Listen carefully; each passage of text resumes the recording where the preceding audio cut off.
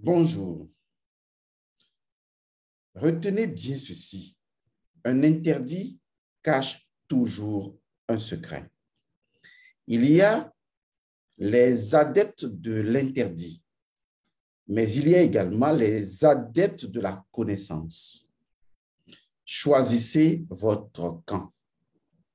L'on me demande souvent, est-ce qu'on peut pratiquer le cunnilingus? Est-ce qu'un homme peut lécher sa bien-aimée?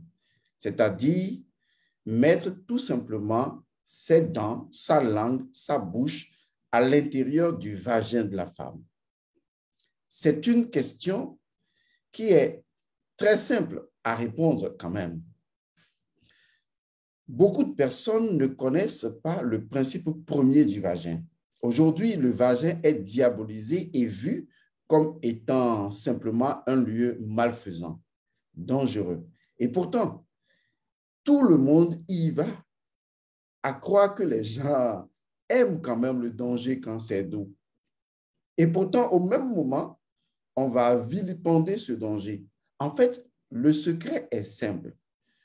Le vagin de la femme est tout simplement le chemin initiatique. Or, le chemin initiatique est un chemin qui est émaillé de forces spirituelles.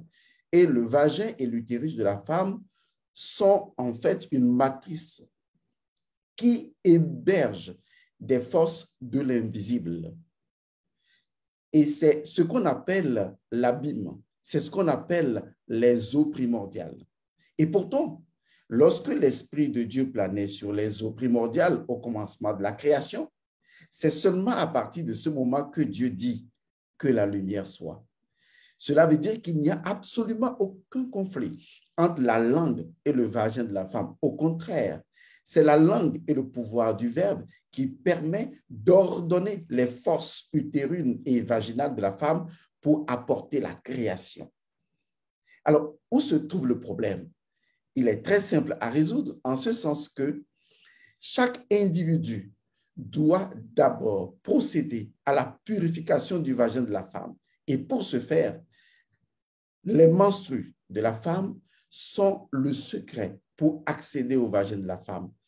Si la femme fait le rituel des menstrues, alors vous pouvez utiliser son milieu vaginal et pratiquer le cunnilingus. Mais vous pouvez également parler à l'intérieur du vagin et amener des forces à travailler pour le bien de votre couple. Et la lumière est.